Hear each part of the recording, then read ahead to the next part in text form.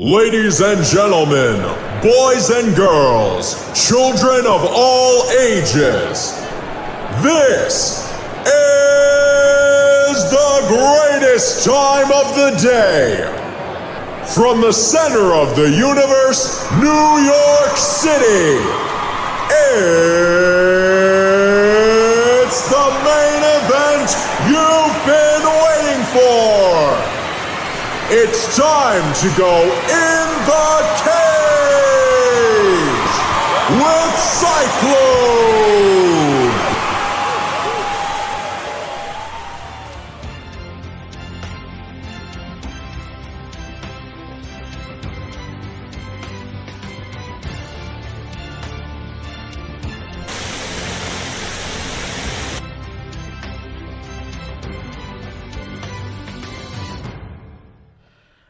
And I'm back, and so is the freaking heat wave.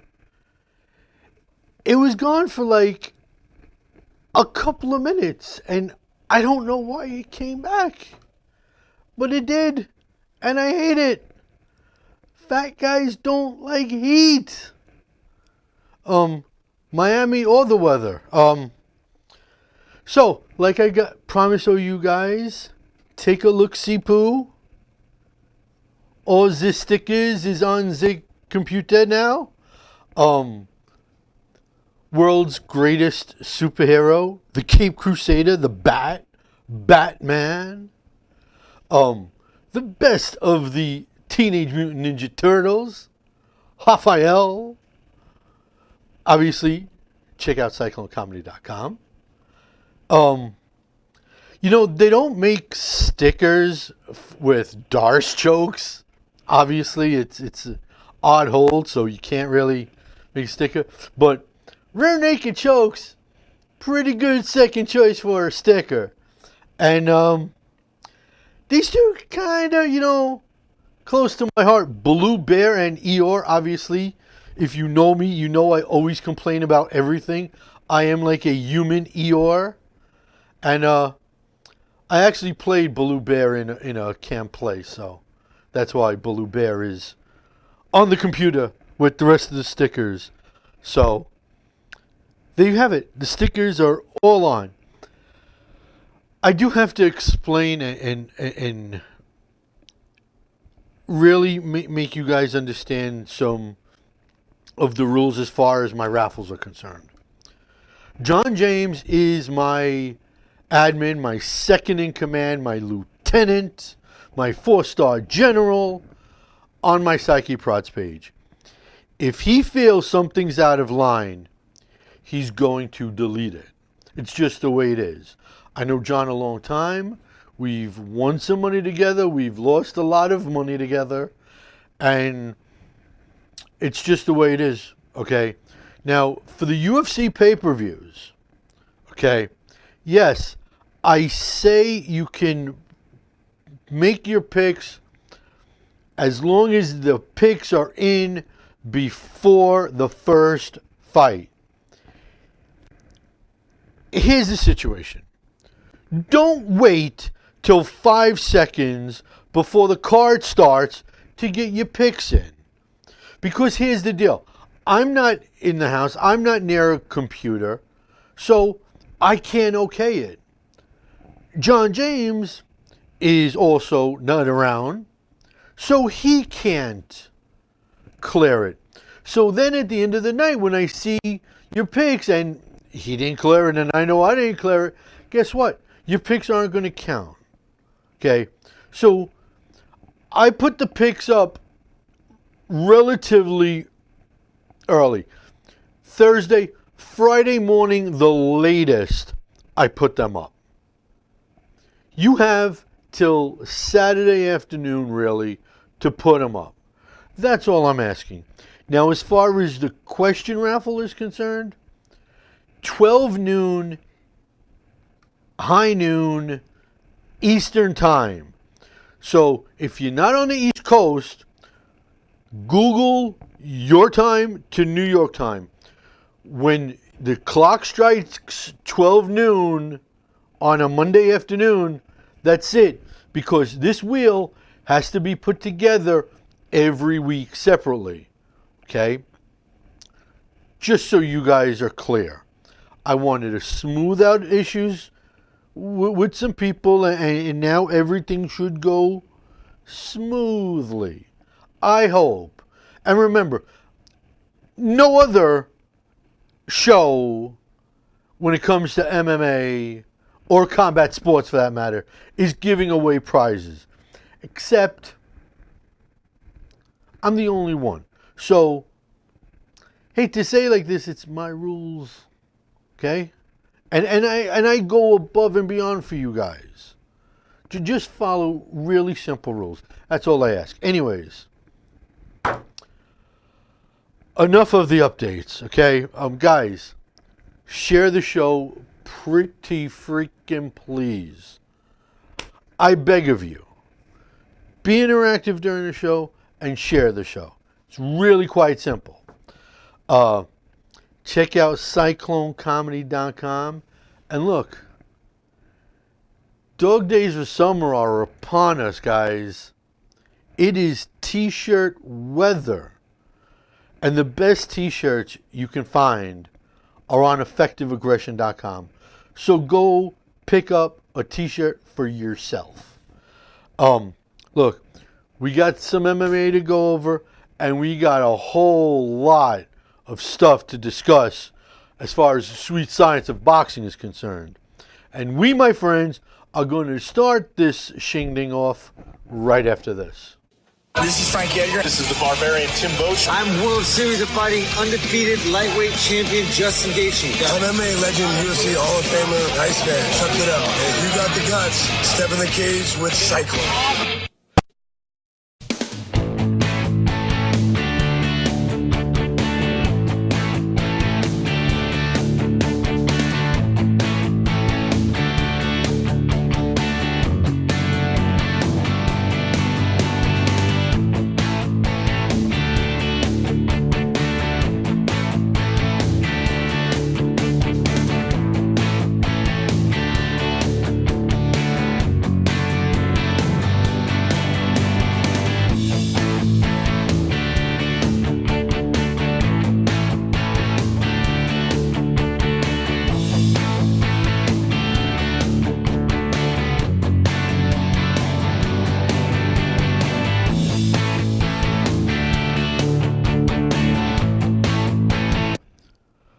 All right, guys. So after last week's card, while Maxim Dadashev was still in the hospital, bad news came out after the show finished. As a matter of fact, it was more towards Tuesday morning that sadly the 28-year-old succumbed to his injuries suffered at the hands of Subriel Matias. And he passed away from them. You have to understand, he was taken to the University of Maryland Prince George Hospital, which is not one of the better hospitals in the Washington area. They do have a trauma center, and that's why he was taken there. But it makes you understand more, and for those of us here in New York, make us happier that we truly have the best hospitals in the world here in New York. It's just the way it is. It's the sad facts. And not only did Maxim pass away, but a couple of days later, Hugo Centillion passed away from his wounds that he suffered in his fight against Eduardo Abreu. And he's 23. So we've lost a 28-year-old and a 23-year-old in a span of 7 days. While Hugo and Eduardo were waiting for the decision in their 10-round fight, Hugo fainted. His coaches were able to hold him up. Fainted when he got back to the locker room. Rushed to the hospital.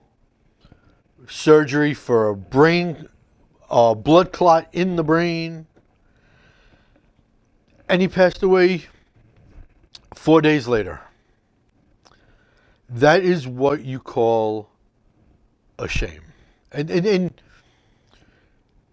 I don't know why boxing back in the turn of the last century, the olden days, the golden olden days, the highlight of boxing, the Joe Louis era, the Ernie Shavers era, hell, even the Jerry Cooney era, Ali, Frazier, Foreman, Sugar Ray Robinson. All these guys fought once a week. I don't know why. I have no reason. I can't understand it. Why guys that fought a hell of a lot more back then didn't suffer the damage that guys are now. Could say guys are stronger, bigger, and have more power now. That's true. But, and Chael Sonnen tried to break this down, and he made some very good points that rounds is really the basis that have always been consistent. But I don't know how we can stop it, because I'll tell you what. Forget about deaths. A living death is having CTE. And I know a lot of people in the boxing community say it's not as prevalent as you think. It's not like football. No, I can assure you guys, it is. As a matter of fact, I think it's even worse. And you can't be tested for CTE until you're dead. While you're alive, they can't cut your brain open, keep you alive, and say, hey, you got CTE. Happens only in an autopsy. One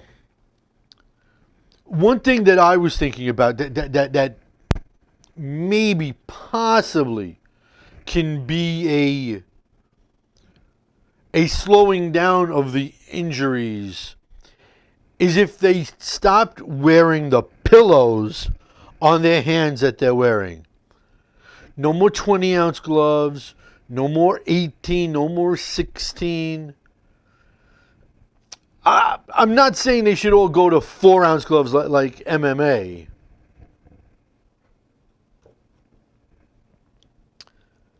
But glove size has to change. I truly, in my heart of hearts, believe that.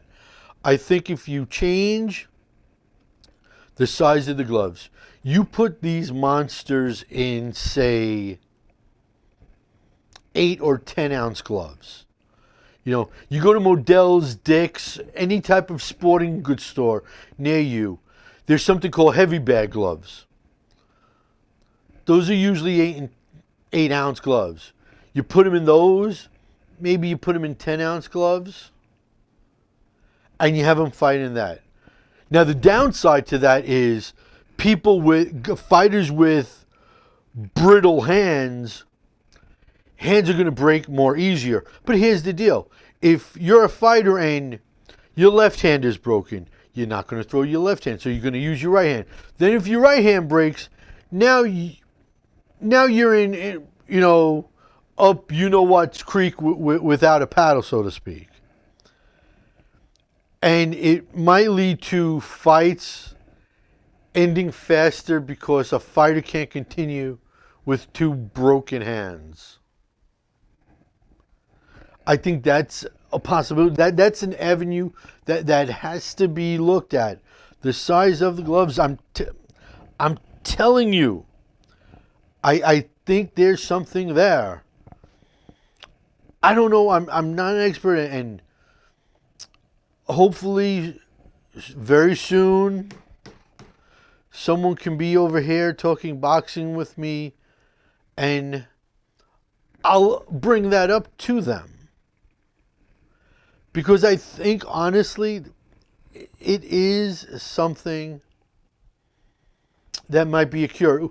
It's you can't just go down one avenue that this is the be-all, end-all of solutions. Because it's not. Not by a long shot. You have to do this, this, and this, and then you will solve all the problems. That goes for weight cutting across combat sports. Well, weight cutting in MMA. That goes for severe injuries and the crazy amount of deaths we've had recently in boxing. I think that's the way to go, folks. Now, continuing with the sweet science and issues that make me go, Dylan White. Dylan White. Why is it everyone named Dylan is a freaking head case? Dylan White, unanimous decision over Oscar Rivas a couple weeks ago now. The number one mandatory for Deontay Wilder. His career is now on the path, on the money train. It's all promising things. Thumbs up on every side around Dylan White. And he pops for multiple drugs.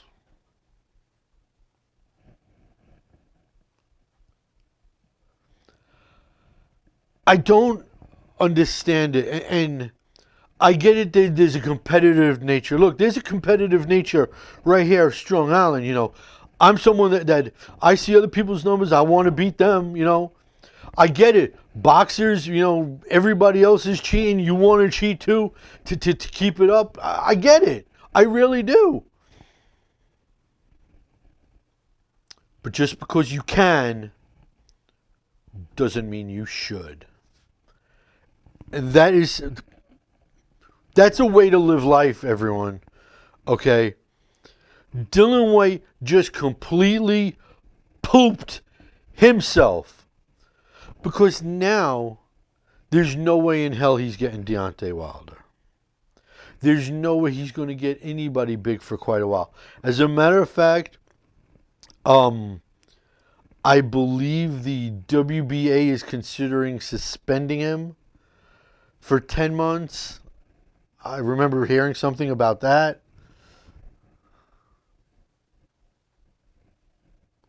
Why do it?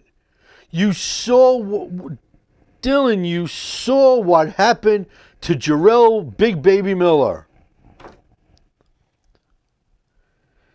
If one person jumps off a bridge and splatters themselves, what makes the next person think if they jump, they're not going to splatter? I don't quite get the thought process of pro athletes anymore. I really don't. It's such a different time than what I remember being the sweet spot of the sport. And speaking of drugs,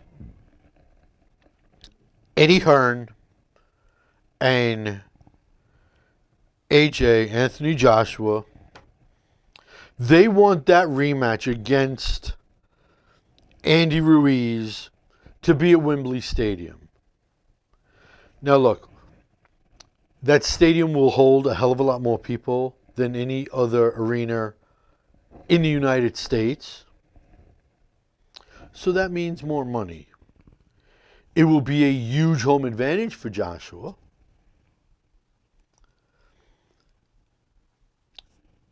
Anthony Joshua, you could say he quit. You could say he's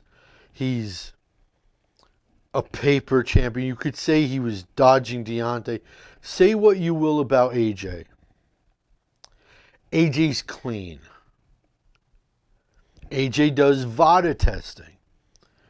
AJ's not going to pop for anything illegal.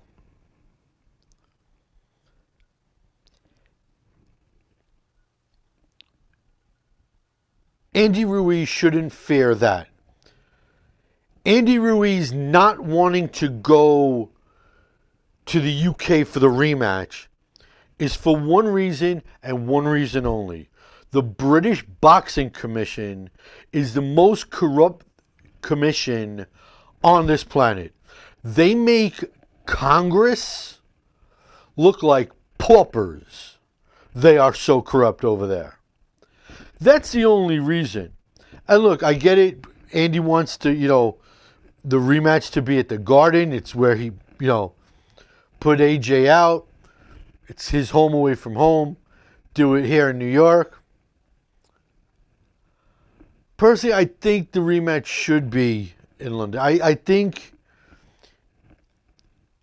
Andy should just break down, bite the bullet, travel halfway around the planet, go into Wembley, and if you're so sure you can beat him again, do it in front of his home crowd.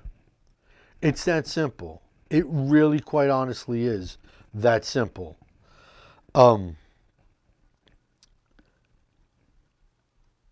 And look, if they need to do it here in the States, honestly, it doesn't need to be in the Garden.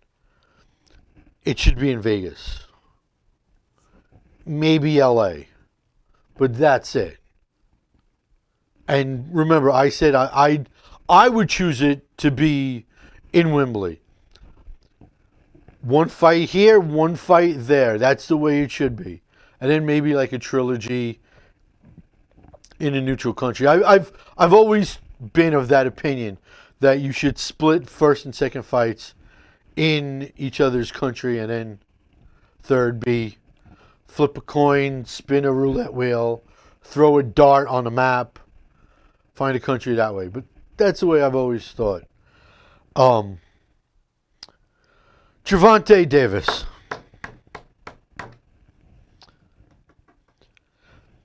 Floyd Mayweather is, I don't want to say protecting Gervonta, but Gervonta now is 22-0 after beating the lights off of somebody that should have never been in the ring with him. Okay. Who he should be fighting is Tevin Farmer. Maybe Joseph Diaz, possibly Ryan Garcia. I'll give you one of those. Who he should be fighting, though, is Tevin Farmer. Look, Floyd's a smart money. As much as I hate Floyd Mayweather, when it comes to money, when it comes to negotiations, Floyd's top dog in the business. And quite frankly, I don't like the fact that he hasn't fought anybody in 22 fights that isn't on his level. Okay? And yes, I get it. You start off slow, you beat up the lower end guys, then you take a step up, deal with those guys, take another step up, deal with those guys, and so on. I get it. That's the way a fighter should build his career. You don't want to fight it 3-4 fights into a career, boom, fighting for a title. That's stupid. But I truly, truly believe that it's time. 22 fights in, the fight that has to be made is Tevin Farmer and Tank Davis. I'm not saying Tevin is going to beat him, but Tevin will put Gervonta Davis through the paces. That's what will happen. It will be a baptism under fire. Now, who knows? Maybe before Lomachenko makes his next move, then you maybe have a Gervonta Davis Vasyl Lomachenko fight. And how freaking explosive would that be? That would be freaking nuts. Nuts! Exclamation point, exclamation point, and a third exclamation point. That Gervonta Davis and Lomachenko would make my areolas and the nipples stand at attention, and I would go. Seriously, that would be insane. But it's about a year away. It's just not there yet. And then again, let's see if Gervonta Davis can get past Tevin Farmer. And after that, give him a Ryan Garcia. I think that would be a fair order to go on. I want you guys, since we have discussed the sweet science, I really need you guys to share the show. It's so important to me. It really is. Check out Psyche Prods on Facebook. And you, if you follow the rules, follow the directions, can enter a raffle, win plenty of free prizes, because I'm the best. I hook you guys up. Okay? And by the way, on Psyche Prods on Facebook, this week, I have a whole bunch of articles coming out that I'm working on.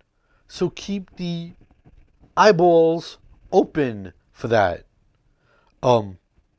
Check out Effective Aggression. It is so very important that you do that.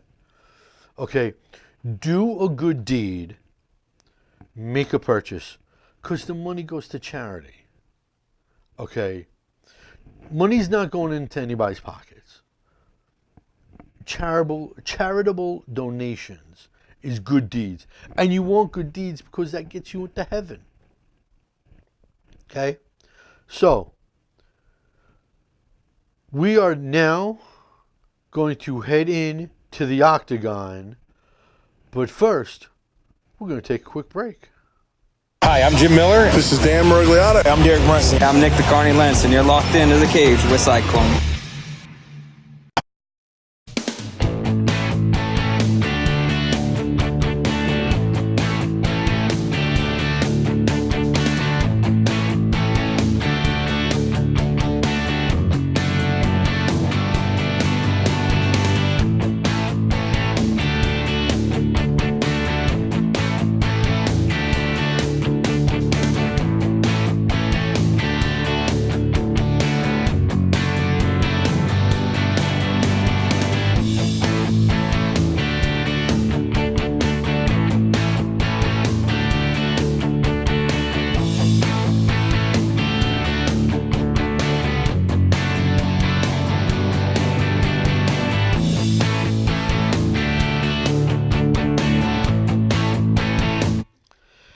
How amazingly fun, and quite frankly, it didn't look like it was going to be fun going into it, was UFC 240. Turned out better card than what it looked like on paper, which just goes to show you, can't believe what you read. Unless, by the way, for the record, it's one of my articles that you could read on boneheadpics.com or Psyche Prods on Facebook. My stuff, you believe. But when you look at a card and you say, the card's not really worthy, turned out pretty worthy, didn't it? Vivian Arajo, I know I'm butchering her name, looks like she is the next female face of Brazilian MMA. You got Cyborg, you got Amanda, you got Claudia Gadelha, you got Caitlin Vieira, Jessica Andrade. How can I forget Jessica? Obviously. But what she did to Alexis Davis was impressive. It really, really was impressive. Now, you look at it like this. she pieced her up on stand-up. And Alexis usually does, in stand-up situations, get lit up, and she got pieced up pretty good. But Vivian seems to be the next phase. She has all the attributes that every other female Brazilian has. The coming forward, the stiff jabs. I don't know what's in the water in Brazil, but geez, freaking Louise, there's something there. Obviously, speaking about getting pieced up, Frankie Edgar got pieced up by Max Holloway. And I've thought long and hard about it, and one of the articles I'm working on, I say that you can absolutely compare Max Holloway and Tony Ferguson. Now, I can't say they'll never fight, because look, if Max ever goes up to 155, all bets are off. But their striking, their relentless output, their cardio is so damn similar. And their styles are almost identical. And yes, Max is a huge featherweight, but a lightweight, he was tiny as hell against Poirier. So he's not big enough right now to be a 155er. He is the Tony Ferguson, and Tony Ferguson is the Max Holloway of each other's divisions. You put the two of them next to each other, and you could say they were separated at birth. They are like the Gemini twins as far as I'm concerned. And as far as changing divisions, look, what do we do with Frankie Edgar? Frankie Edgar he's 37 years old. At featherweight, I really, really, really doubt he climbs the ladder and gets another title shot. Crazy things have happened, but I don't see that happening. Frankie's in a tough situation in the UFC. If he goes up to 155, back to lightweight where he was originally,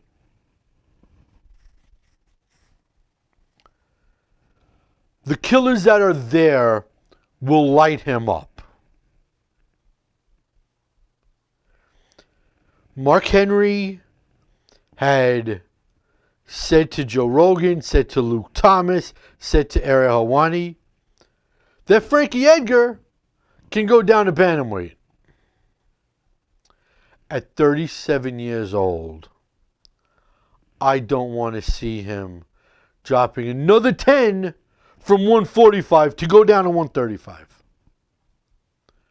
I started the show talking about guys getting dead and injuries and weight cutting and losing brain capacity and being in bad situations physically. He goes down to 135, whether he can do it or not, at that age.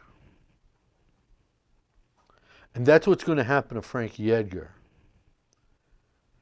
He's going to shorten his life. Now look, he has a couple kids. He has a pretty wife.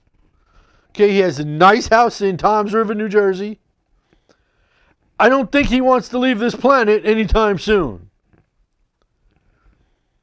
What might be best is either finishing his contract at featherweight, just being a fighter to take fights, and then finish up Ryzen, 1FC, Bellator, PFL. There's other organizations where where Frankie can hang with the 145ers a little bit easier than they are here in the UFC. And I honestly think for his own health and his own well-being, he has his own gym. He doesn't need to do this. Remember, folks, Barry Sanders retired too soon. Okay, Steve Carlton, Michael Jordan held on a little bit too long. Kobe Bryant retired right about the right time. It's better to retire a little bit too soon than a little bit too late. You don't want to be carried out in a stretcher, and you don't want to be carried out in a body bag either. How great is Felicia Spencer? Talking about a baptism under fire for Gervonta Davis and Tevin Farmer. Felicia Spencer underwent a baptism under fire. Chris Cyborg threw everything except the kitchen sink, and they all landed. They landed flush, and Felicia kept coming. She walked through everything. The chin on this girl, holy smokes. Look, I don't know if the UFC is actually going to ever keep the female 145 division, or if they're going to just cut and run with it. They need desperately to put a division around this girl. She's going to be the face of the female 145 division in the UFC as long as they keep that division. Otherwise, just let her go. Let her go to the PFL. Let her go to Bellator. Okay, same thing with Megan Anderson. Same thing with Cyborg. And Cyborg, by the way, I am willing to bet each and every one of you right now, Cyborg's already gone. Yes, you know what? She wants the Amanda rematch. She's wanted it since right after losing to Amanda. I say hell with the rematch. Hell with the rematch. Hell with the trilogy. Because here's the deal. If she beats Amanda, okay, there's a clause in the contract that a champion can't leave with the belt. An upgrade in the contracts kicks in automatically. And look, she's not happy in the UFC. And we all know the UFC is not happy with her. They've never wanted her. They used her to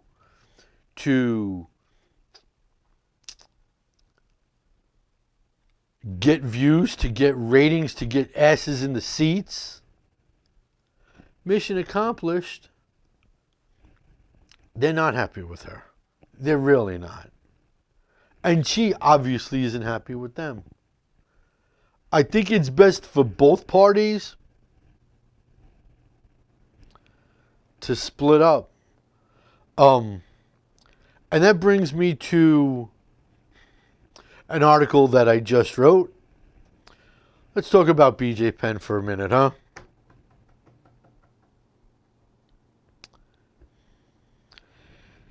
Everyone is on Dana White's ass. How can Dana allow BJ Penn a fight?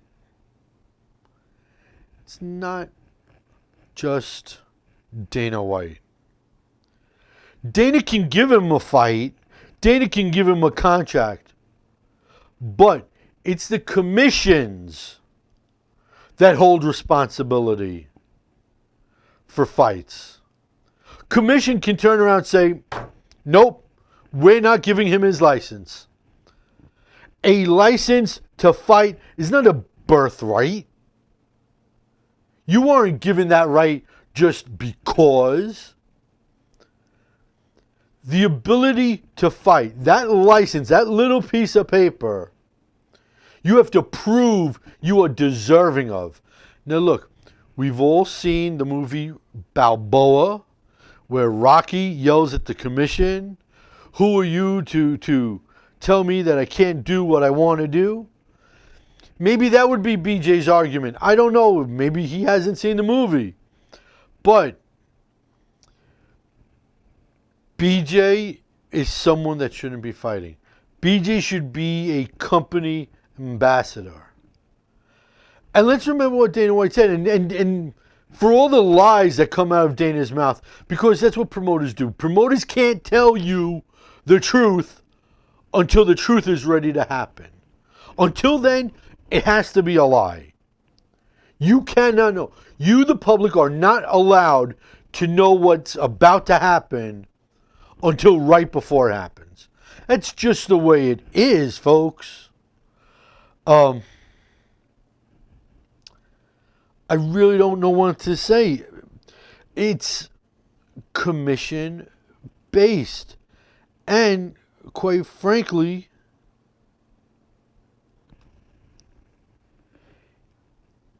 if the commission okays it, what are you going to do? Okay? You can't really do that much. You really, really can't. But hopefully the commission will at the 11th hour tell BJ no.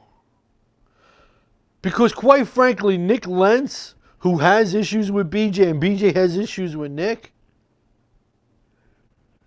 the Carney Lentz can light BJ up and it's going to end not pretty at all.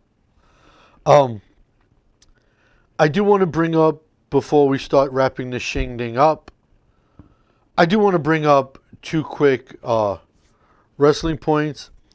Last week, obviously, was the Raw reunion. People asked me what did I think about it. I don't mind something like that once in a blue moon, bringing old guys back. But there was no continuity in the card. It was a spot, a spot, a spot, a spot, a spot, a spot, a spot. There was no flow to the action. That's why I didn't like it. And I don't like seeing old guys take bumps anyways. Okay? There's no call for it. When you're that level, when you are an icon, when you are a legend, it's not necessary. But it did make me think for a minute, if in the future they did another reunion, who do I think would they not bring back? Now remember, Hogan had some racist comments in the past. They brought him back. The Ultimate Warrior was a notorious homophobic person. They brought him back. They put him in the Hall of Fame. Who do I not think? Who is worse than a racist and a homophobe? Would Vince and Triple H and the family say, nope, we draw the line at? And I was thinking, two names came up to me, and I wonder if they would actually ever be brought back. And, I wonder what Rudy Asher thinks about this. Dean Ambrose and CM Punk. I don't know if they'd ever bring those two cats back. And mind you, they're not as bad as saying homophobic stuff and saying racist stuff. I just don't think that they would bring them back. And the other wrestling news I wanted to talk about was something that's breaking this afternoon. And that is, let me just do this for a second. Jerry the King Lawler. The King! And his lawyer have set in motion the wrongful death lawsuit for Jerry's son, Brian Christopher. If you don't remember, Brian was popped for DUI. The sheriff in Hardman County, Tennessee, told Jerry, don't worry, this is going to be the safest place for Brian. He's going to sober out. And he was found hanging. Jerry, his lawyer, looked at all the evidence. Obviously, a crushed Jerry Lawler. And the lawyer told Jerry that with the evidence that was shown, there's no way that was a suicide. So the wrongful death suit is now taking place. And we started the show talking about the death of a 23-year-old and a 28-year-old. The death of a 46-year-old isn't good either, especially when it's the son of someone like a Jerry Lawler and the father has to bury the son. That goes against nature, where the parent outlives the child. And you never want to see that. But that was breaking news today in the wrestling world. Guys, I ask you, I come to you with asking of a favor. Please, share the show. Check out effectiveaggression.com. Get yourself a shirt. Buy an autographed glove from an athlete and a celebrity. We have a stack full of signed gloves. Pick one up. It's a charitable donation. Doing a good deed. Okay? Do it. Say Cyclone sent you. And when we come back, it'll be game time right after this. I'm Dennis Bermudez. Hi, I'm a creepy Ian McCall. Yo, I'm Kelvin Gastelum. This is Mark Goldberg. Yo, I'm the world's most dangerous man, Hall of Famer Ken Shamrock, and you're getting tapped out in the cage with Cyclone.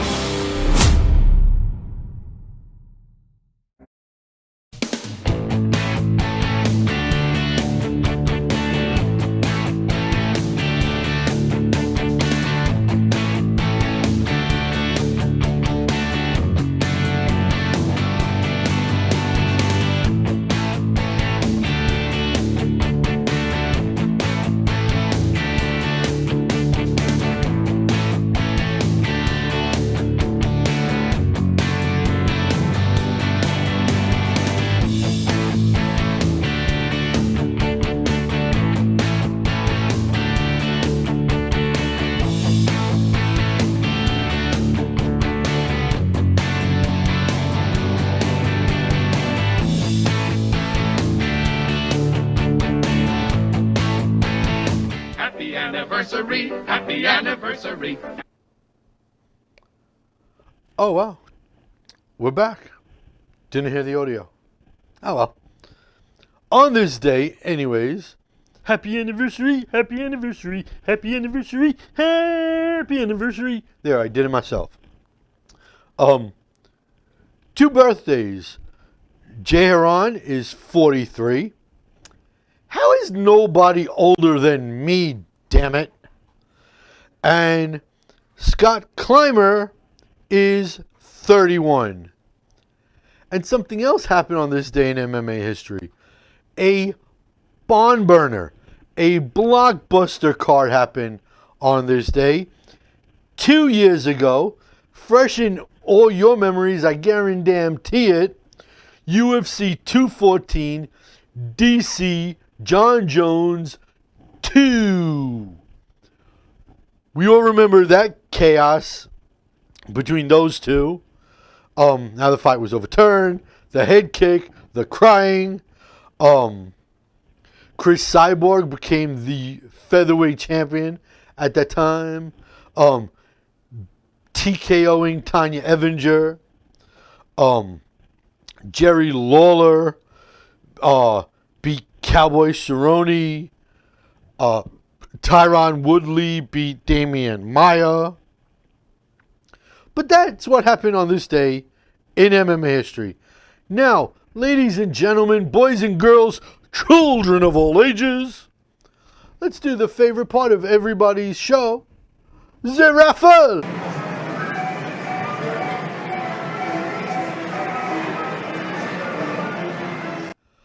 All right, we just have 3 questions this week.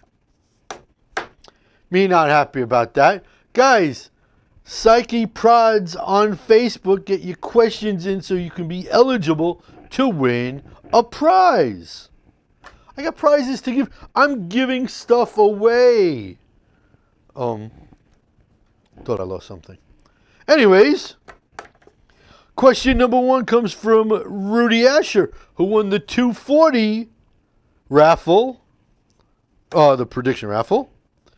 His question: if you were in charge of hiring and production at the WWE, which UFC fighter would you sign? None, Rudy. I wouldn't sign a damn person. I want to keep the wrestlers, the wrestling. I don't want to go to another lane and pick off somebody. But if you put a gun to my head, I don't know. You need people that are charismatic. Okay, you can't have someone like Robbie Lawler because just doesn't talk. You need someone. You would need a John Jones. You would need an Israel Adesanya, a Colby Covington who has done wrestling in Jersey Pro, and he has said when his MMA career is done, he's going into professional wrestling. So Colby would fit. I don't know about the women. Maybe Valentina Shevchenko, Random Marcos, Yana Kunitskaya, because you want kind of like the hotter chicks. Maybe Rachel Ostovich, but Rachel doesn't really talk that much. Maybe Henry Cejudo, King of Creepers.